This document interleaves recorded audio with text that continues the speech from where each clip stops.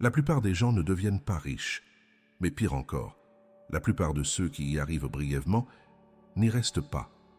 Pourquoi? Parce qu'ils confondent chercher à devenir riche avec savoir rester riche. Deux disciplines complètement différentes, deux psychologies, deux stratégies. Charlie Munger, partenaire de Buffett pendant près de 60 ans, n'a jamais cherché à battre le marché. Il a cherché quelque chose de plus rare, ne pas faire faillite, éviter la stupidité, rester vivant, mentalement et financièrement, pendant que le monde autour de lui s'effondrait ou s'illusionnait. Ce que vous allez entendre ici n'est pas un plan rapide pour multiplier votre capital. C'est une invitation à repenser la manière dont vous abordez l'argent, le risque, le temps et la liberté. Si vous êtes fatigué des conseils de croissance à tout prix, des promesses de liberté sans effort, ou de l'obsession pour des résultats à court terme, ce que vous allez entendre peut littéralement vous sauver financièrement. L'obsession de devenir riche détruit plus de patrimoine qu'elle n'en construit. Pourquoi? Parce qu'elle pousse les gens à accélérer quand il faudrait ralentir, à prendre des risques quand il faudrait attendre, à confondre agitation avec stratégie.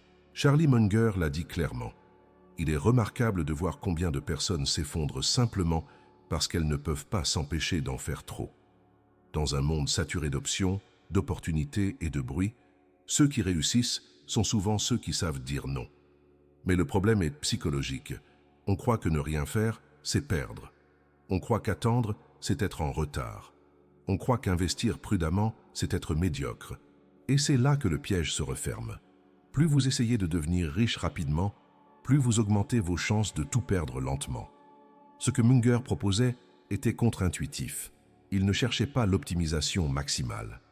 Il cherchait la robustesse mentale, la simplicité stratégique, l'évitement des erreurs fatales.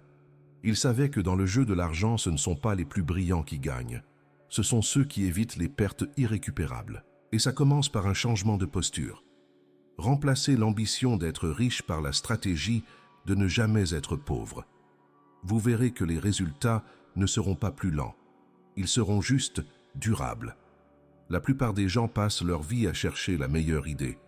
Charlie Munger a passé la sienne à chercher les pires idées à éviter. C'est une inversion mentale brutale, mais extrêmement puissante. Au lieu de vous demander « comment puis-je gagner plus ?», demandez-vous « qu'est-ce qui pourrait tout détruire ?» C'est ce qu'on appelle la pensée inversée, une des signatures mentales de Munger. Pour lui, l'intelligence financière ne résidait pas dans la complexité, mais dans l'évitement méthodique de la stupidité. Et la stupidité financière prend souvent des formes séduisantes. Investir dans ce que vous ne comprenez pas. Suivre la foule pendant une euphorie de marché. Ignorer les risques structurels parce que tout le monde le fait. Chercher des rendements rapides en sacrifiant la résilience. Munger disait « Il est bien plus facile d'éviter la stupidité que d'acquérir de la sagesse ». C'est brutalement vrai. Vous n'avez pas besoin d'être un génie pour être riche, mais vous devez absolument éviter les pièges que les gens intelligents tombent eux-mêmes parfois. Il savait que la plupart des erreurs viennent de biais psychologiques. Excès de confiance, besoin d'action, peur de manquer une opportunité. Des choses humaines, trop humaines. Et il savait que la discipline est plus précieuse que la créativité dans le jeu de l'investissement à long terme.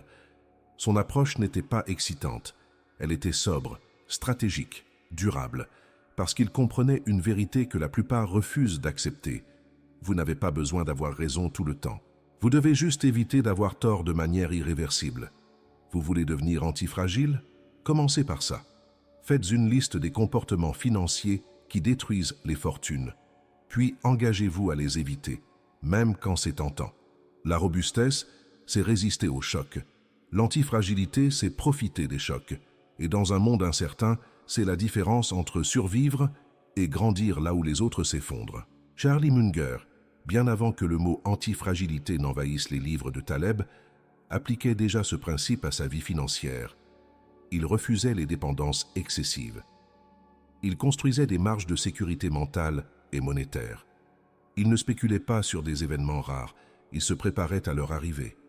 L'antifragilité financière ne consiste pas à prédire le prochain krach. Elle consiste à concevoir une structure de vie où le chaos devient une opportunité. Posez-vous une question simple. Si demain tout s'effondre, marché, emploi, santé, système, Votre vie explose-t-elle avec? Ou avez-vous créé des filets, des redondances, des réserves, des options? Munger, comme Taleb, comprenait que les systèmes fragiles promettent des rendements élevés, mais au prix d'un effondrement brutal. L'antifragile, lui, avance plus lentement, mais il gagne à long terme car il tire profit de l'impermanence, de l'erreur des autres, du chaos inévitable. Il investissait donc dans des entreprises simples, prévisibles, avec des modèles qui survivent aux crises. Il refusait les dettes excessives. Il gardait du cash, même si cela semblait inefficace à court terme. Il n'optimisait pas pour aujourd'hui. Il construisait pour résister aux 100 prochaines années. Et vous? Votre stratégie repose-t-elle sur un scénario parfait? Ou est-elle conçue pour profiter de l'imperfection du monde? Dans un monde fasciné par la nouveauté, Charlie Munger restait obsédé par ce qui dure. C'est le cœur du principe de Lindy. Plus une idée a survécu longtemps, plus elle a de chances de survivre encore longtemps. Ce qui est vieux et toujours debout a résisté à l'épreuve du temps, des cycles, des modes, des crises. Appliqué à l'argent, cela signifie ceci. Les principes qui ont construit des fortunes depuis des siècles sont souvent plus fiables que les outils financiers à la mode. Munger n'investissait pas dans des NFT, ni dans des tokens révolutionnaires, ni dans des SPAC dopés au battage médiatique. Il cherchait la simplicité. Entreprise avec un avantage durable. Modèles économiques compréhensibles. Leadership stable. Cash flow réel, pas promesse virtuelle. Pourquoi? Parce que l'histoire est un filtre. Si une stratégie financière fonctionne depuis 100 ans, elle a survécu à l'inflation, aux bulles, aux guerres, aux récessions, aux erreurs humaines. Mais le monde moderne glorifie l'innovation pour elle-même. On oublie que ce qui est nouveau n'est pas forcément meilleur, juste plus risqué. L'effet Lindy vous protège de cette illusion. Il vous invite à vous poser une question stratégique. Ce que je fais avec mon argent, est-ce quelque chose qu'un homme intelligent aurait fait en 1950? Ou est-ce une réponse émotionnelle à une tendance de 2025? La sagesse ne consiste pas à rejeter le nouveau, mais à reconnaître que ce qui est vrai depuis longtemps mérite plus votre confiance que ce qui brille depuis 2 ans. Munger l'avait compris, et c'est pourquoi, à la fin de sa vie, il n'avait pas besoin de se réinventer. Il avait simplement besoin de continuer à faire ce qui fonctionnait déjà. La plupart des gens investissent comme ils achètent un billet de loterie. Ils parient, ils espèrent, ils réagissent à l'excitation du moment, aux prédictions, au bruit de marché. Ils ne pensent pas en termes de système, et c'est pour cela qu'ils perdent. Charlie Munger ne pariait jamais. Il construisait, il observait, il pensait long terme. Il se posait une question fondamentale que presque personne ne se pose. Dans quel système suis-je en train de jouer? Et quelles sont ses règles implicites? Un parieur demande « Combien puis-je gagner ?» Un stratège demande « Combien de fois dois-je avoir raison pour survivre ?» Et surtout, quels mécanismes vont naturellement faire croître mon capital sans que j'aie à prédire le futur? Penser comme un système, c'est concevoir une stratégie qui fonctionne même quand vous avez tort. C'est intégrer l'erreur, le retard, la volatilité, le stress dans votre processus. Munger savait que la majorité des gens sont sursollicités émotionnellement par le marché, précisément parce qu'ils n'ont pas de structure stable. Ils n'ont que des réactions. Penser en système, c'est choisir un ensemble de principes clairs, applicables, adaptables et y rester, même quand c'est inconfortable. C'est résister à l'illusion de contrôle. C'est comprendre que la cohérence sur 30 ans bat la brillance sur 3 mois. Un investisseur systémique ne cherche pas à gagner chaque coup. Il cherche à rester dans le jeu, jusqu'à ce que les probabilités le rattrapent. Et elles le font. Toujours. Vous voulez de la paix financière? Arrêtez de parier sur ce qui va marcher demain. Concevez un système qui fonctionne, même quand tout semble aller mal. Dans un monde obsédé par l'optimisation, Charlie Munger valorisait la marge. Il avait un principe simple mais vital. Mieux vaut avoir trop que pas assez, quand le futur est incertain. La redondance, ce n'est pas du gaspillage. C'est une assurance stratégique contre les erreurs humaines, les crises systémiques et les coups du sort. Les ingénieurs le savent. Une structure conçue pour résister juste aux charges prévues finit par s'effondrer. Les systèmes vitaux ont des duplications, des plans B, des réserves invisibles. Pourquoi votre vie financière serait-elle différente? Munger gardait plus de cash que nécessaire. Il refusait de s'endetter, même quand les taux étaient bas. Il voulait du souffle, du temps, de la flexibilité, pas une illusion d'efficacité. La redondance vous semble peut-être inefficace sur le papier, mais c'est elle qui vous permet de respirer quand les autres paniquent. C'est elle qui vous évite de vendre au plus mauvais moment. C'est elle qui vous donne le luxe de l'inaction, quand tout le monde agit dans la panique. Dans un portefeuille, cela signifie ne pas investir chaque centime. Préférer des actifs robustes à des paris exotiques. Garder de la liquidité même quand tout va bien. Dans la vie, cela veut dire avoir une vie en dessous de ses moyens. Cultiver plusieurs sources de compétences. Ne pas dépendre d'un seul revenu ou d'un seul scénario. La redondance, c'est l'arme des esprits patients. Ceux qui ne cherchent pas à briller, mais à durer. Tout le monde parle de croissance. Presque personne ne parle de non-ruine. Et pourtant, c'est là que réside la vraie richesse, dans la capacité à survivre. Charlie Munger le répétait souvent, dans des mots simples, le premier objectif est de rester en vie. Et cela vaut pour votre corps, pour votre esprit et pour votre capital. Pourquoi est-ce si important? Parce que dans un système composé, tout se joue sur la durée. Il ne suffit pas de bien faire pendant 5 ans. Il faut éviter de tout perdre une seule fois. La plupart des fortunes disparaissent non pas à cause d'un mauvais rendement, mais à cause d'un moment sans filet. Trop de dettes, trop de confiance, trop de risques, pas assez de liquidité. La ruine n'est pas un événement rare pour ceux qui vivent au bord du précipice. C'est une probabilité cumulative. Et Munger savait que la seule vraie façon de devenir riche à long terme, c'est de ne jamais être obligé de repartir de zéro. Ne jamais tomber à zéro, c'est une discipline. Cela signifie dire non à ce qui promet beaucoup, mais peut tout détruire. Être lent quand tout le monde est rapide. Avoir des réserves quand tout semble stable. Se méfier de sa propre euphorie. Ce n'est pas excitant, mais c'est stratégique. Dans un jeu où le temps est votre meilleur allié, votre plus grande erreur serait de vous éliminer vous-même. Construisez votre vie financière comme un organisme vivant, capable de se régénérer, de s'adapter, mais surtout de survivre à tout.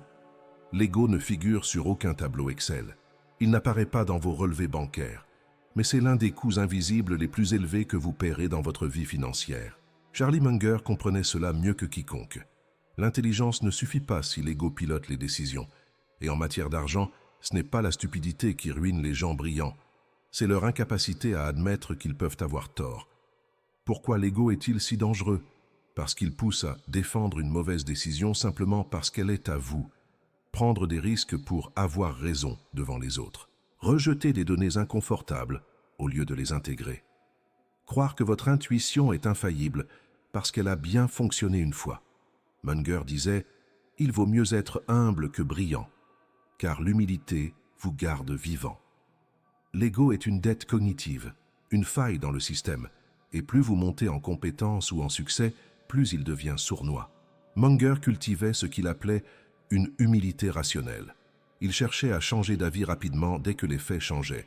Il admettait publiquement ses erreurs, pour mieux les intégrer mentalement. Il refusait les jeux de pouvoir ou de prestige intellectuel. Dans un monde où tout vous pousse à vous montrer, à prouver, à briller, maîtriser son ego, c'est un acte radical de discipline stratégique. Posez-vous cette question. Combien d'erreurs financières avez-vous commises? Non par manque de connaissances, mais parce que vous ne vouliez pas perdre la face. Corriger cela peut valoir des années d'efforts. C'est l'une des plus grandes économies invisibles que vous puissiez faire. La plupart des gens surestiment ce qu'ils peuvent faire en 1 an et sous-estiment brutalement ce que 20 ans de discipline peuvent produire. Charlie Munger, lui, n'a jamais misé sur le génie. Il a misé sur la patience, sur la constance, sur la capacité à rester exposé au bon système assez longtemps pour que le temps fasse le travail. Dans le monde financier, on parle souvent de rendement. Mais ce qui fait vraiment exploser une fortune, ce n'est pas le rendement isolé. C'est le rendement composé, l'un sur des décennies. Et pour que ce mécanisme fonctionne, il faut 3 choses que le marché moderne méprise. La lenteur, la régularité, l'ennui stratégique. Munger savait que le secret de la fortune n'est pas dans des coups brillants, mais dans l'exposition prolongée à des principes simples. Acheter de bons actifs, éviter les pertes, réinvestir les gains et ne jamais se précipiter. Le problème, L'ego et l'impatience sabotent ce processus. On veut des résultats visibles maintenant. On doute si rien ne change en 6 mois. On compare son parcours à celui de ceux qui trichent avec le temps ou le risque. Mais la vérité est brutale. Ceux qui savent attendre récoltent ce que personne d'autre ne peut accumuler. Ce n'est pas une question d'intelligence supérieure, c'est une question de psychologie. Warren Buffett le dit lui-même. Je suis assis sur une fortune simplement parce que je suis assis littéralement depuis des décennies. Et Munger, en stratège, avait compris que le talent sans durée est une distraction. Mais la durée sans distraction est un super pouvoir. La richesse, pour la majorité, se mesure en chiffres. Mais pour Charlie Munger, elle se mesurait en options, en autonomie, en absence d'obligations. Et parmi tous les privilèges que l'argent peut offrir, le plus puissant est peut-être celui-ci. Ne jamais être contraint de vendre. Pourquoi est-ce si stratégique? Parce que dans chaque crise, ceux qui survivent ne sont pas forcément ceux qui ont le plus. Ce sont ceux qui peuvent attendre, ceux qui n'ont pas besoin de liquider, ceux qui gardent le contrôle de leurs décisions. La vente forcée est une agonie silencieuse. Elle arrive quand votre train de vie dépasse votre rythme de revenus. Votre portefeuille est trop risqué pour encaisser un choc. Vous avez pris trop de dettes ou mal structuré vos engagements. Vous avez négligé la réserve de liquidité, croyant que tout allait continuer à monter. Et quand vous devez vendre, vous perdez bien plus que de l'argent. Vous perdez le timing, la position de force, la sérénité. Vous sortez du jeu au pire moment, exactement quand les investisseurs patients commencent à récolter. Charlie Munger construisait sa stratégie pour pouvoir attendre indéfiniment. C'est pourquoi il privilégiait des actifs durables, des structures sobres et une vie en dessous de ses moyens. Il savait que celui qui peut attendre peut tout se permettre, et celui qui doit agir vite agit rarement bien. Posez-vous cette question finale. Vos décisions financières vous rapprochent-elles de cette liberté silencieuse, celle de pouvoir dire non, de ne pas céder, de ne rien liquider sous pression? Parce que c'est cela, la vraie richesse. Ce n'est pas d'avoir toujours raison. C'est de ne jamais être obligé de trahir votre stratégie.